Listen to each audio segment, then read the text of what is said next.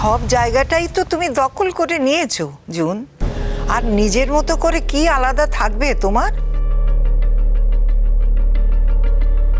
অসভ্য মেয়ে মানুষ কোথাকারে, আমাকে দিয়ে ভুলিয়ে ভালিয়ে উকিলের কাছে নিয়ে নিজের নামে বাড়িটা লিখে নিলে। রিডিকুলাস, আমি এখন অসভ্য হয়ে গেছি। অথচ কিছুদিন আগে আমি কত ভালো ছিলাম। জানবো কি করে যে তোমার পেটে পেটে এত সন্তানি? কেন উত্তেজিত হচ্ছেন? বসুন বসুন। ডাক্তার বারণ করেছে না আপনাকে উত্তেজিত হতে? আর ওকে এখন এসব কথা বলে কি লাভ? এই মেয়ে তো এসেছিল এই সর্বনাশ করার জন্য। যা সর্বনাশ করা তো করেই দিয়েছে, যা হাতানোর হাতেই নিয়েছে। এখন তো ওকে এসব কথা বলে কোনো লাভ নেই। এই বাড়িটা বিক্রি করে ওর টাকার গদিতে শুয়ে থাকবে, এই কথাটা আপনাকে বলেছিল না? যদি করেও থাকি, সেটা আমি নিজের ক্ষমতায় করেছি। কি কৈফিয়ত তুমি তোমায় দেবো না শ্রীময়ী? না, তোমার কাউকে কৈফিয়ত দিতে হবে না। তোমার কৈফিয়ত উপরওয়ালা নেবেন। প্লিজ আমাকে এখানে অভিশাপ দিতে আসবেন না, ঠিক আছে? তোমাকে অভিশাপ ছাড়া আর কি দেওয়া যায়? জুন আন্টি, বাড়িটা তাহলে শেষ পর্যন্ত বিক্রি করে ছাড়লে? হ্যাঁ গো, আমার বাড়ি তো আমার ইচ্ছে হয়েছে আমি বেচে দিয়েছি।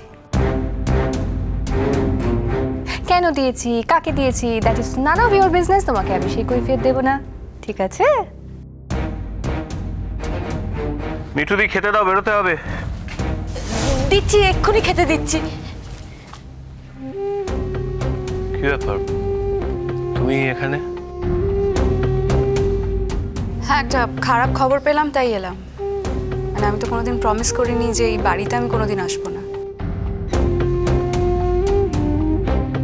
এই বাড়িতে তুমি ছাড়াও তো আরো অনেকেই থাকে। হ্যাঁ, কিন্তু বেসিক সম্পর্কটা তোর সাথে, সেটা যখন রাখতে পারলে না। তোমার তো এখানে কমেন্ট করার কোনো দরকার নেই জুন আন্টি। তুমি নিজের সমস্যাগুলো সামলাও না। আমি যথেষ্ট স্ট্রং অ্যান্ড স্টেডি। নিজের সমস্যাগুলো আমি নিজে সামলাতে পারবো। আর তোমার তো অন্য কারোর হয়ে ওকালতি করার দরকার নেই। মানে যার হয়ে ওকালতি করছো সে কি জানে যে তুমি তাকে বঞ্চিত করে বাড়িটা নিজের নামে লিখিয়ে নিয়েছো? আর এখন বাড়িটা বিক্রি করার চেষ্টা করছো? হ্যাঁ জানি, দোস্ত তো ঠাম্মির। ঠাম্মি তো জেনে বুঝে বাড়িটা অন্য একজনের নামে লিখিয়ে দিয়েছে। ঠাম্মিরই তো বোঝা উচিত ছিল যে অন্য কারোর নামে বাড়ি লিখিয়ে দিলে সে অধিকার পেয়ে যায় সেই বাড়িটা নিয়ে যা ইচ্ছে করার। তাই নাকি? তো কথাটা ভেবে বলছিস, তাই তো? এতকাল কিন্তু বাড়িটা মায়ের নামে ছিল। আমরা সকলেই বাড়িতে থাকতাম, তুইও থাকতিস। মা কিন্তু কোনোদিন কাউকে বলেনি যে বাড়িটা আমার নামে আছে, নিজের নামে আছে, তোমরা সকলে বেরিয়ে যাও। মা যদি এই কথাটা বলতো তাহলে এখন যে কমেন্টটা করলি এটা করতে পারতিস? যাক, আমার দেরি হয়ে যাচ্ছে, আমি এখন সব নিয়ে আলোচনা করতে চাই না। আলোচনা করবেই বা কি করে টিঙ্কা? আলোচনা করার তো কোনো মুখ নেই।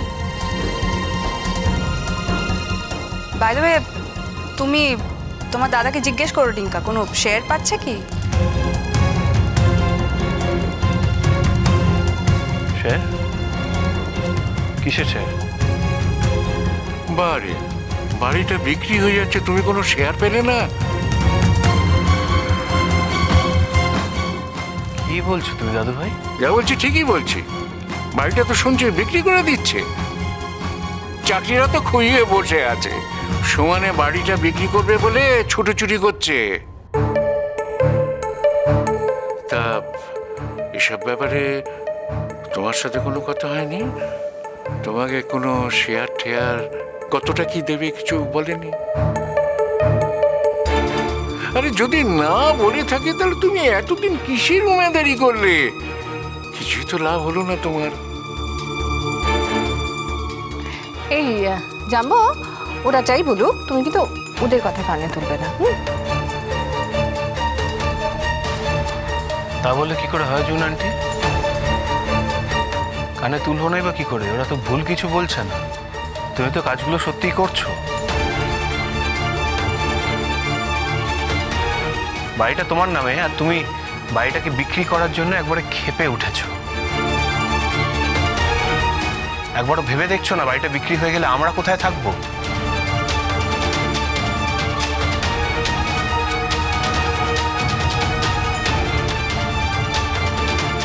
বাবু,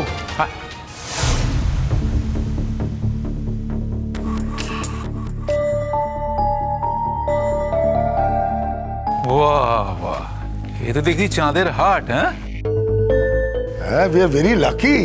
এতে সব দেখছি দিগ্গজরা আছেন আর কি। তা মা কেমন আছেন? আমাকে ক্ষমা করে দেবেন মা, মানে দু একদিন আর কি আপনার সাথে গিয়ে হাসপাতালে দেখা করতে পারলাম না, কিন্তু খবর রেখেছি, ডে টু ডে খবর রেখেছি। এখন কেমন আছেন? ঠিক আছে বাবা, তোমরা যা করেছো না যথেষ্ট যথেষ্ট করেছো। না না, আবার ভুল বলছেন, আমি কিছুই করিনি, যা করেছেন রোহিত বাবু করেছেন। রোহিত সেনের কাছে ক্ষমা চাওয়ার মুখ কি আমার আছে বাবা? সে কি মাসিমা, আপনি আমার সাথে এমন কি করেছেন যার জন্য আপনি ক্ষমা চাইবেন? আর আমাকে লজ্জা দিও না বাবা, লজ্জা দিও না। মাসিমা, আপনি আমার সাথে যেটা করেছেন আমি সেগুলো গায়ে মাখিয়ে একেবারেই না, কিন্তু আপনি দিনের পর দিন, মাসের পর মাস, বছরের পর বছর শ্রীময়ীর সাথে যেটা করে গেছেন, আপনি কিন্তু সেই কারণেই এত ভুগলেন। এটা কি আপনি বুঝেছেন? ভুগতে হবে মানে? ওই মহিলা তো বাড়ি বিক্রি করে চলে যাচ্ছে, কিন্তু কোথায় গিয়ে দাঁড়াবে, কোথায় গিয়ে থাকবে তার তো কিছুই ঠিক নেই, কিছুই জানে না সে।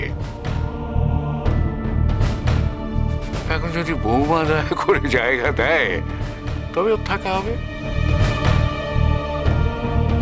আচ্ছা রোহিত, আমাকে একটা কথা বলো, বৌমা যদি সেরকম মেয়ে না হতো, ওকে জায়গা না দিত, তাহলে ওর দশাটা কি হতো বলো তো রোহিত? মেসমশাই, শ্রীময়ী কি ওরকম মানুষ?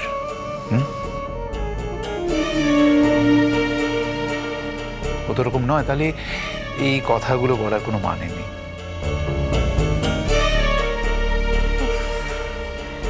ভিড় তো ক্রমশ বাড়িতে বেড়েই যাচ্ছে দেখছি।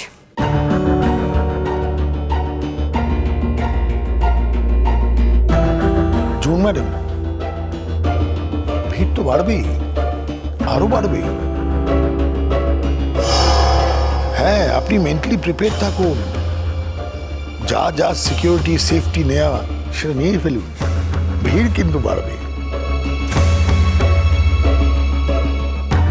না পিসমশাই, কি বললে বুঝলাম না।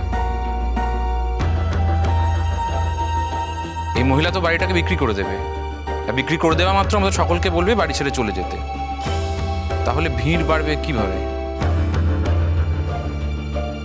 চিন্তা, ফ্র্যাঙ্কলি স্পিকিং, বাড়িটা বিক্রি হয়ে গেছে।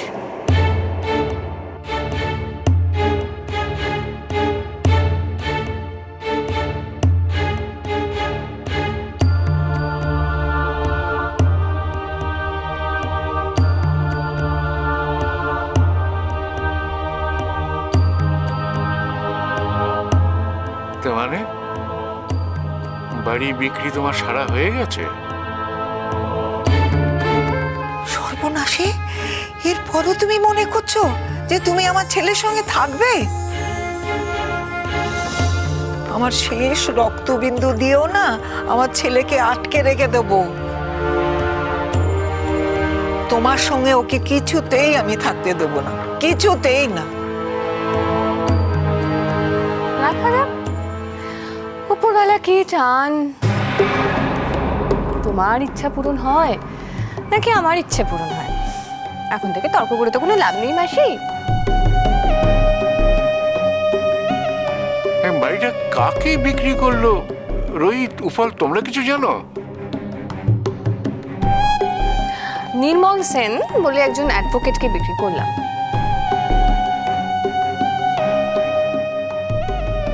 এরা জানে তো, এটা চেনা। কার চেনা লোক? রোহিত সেনের।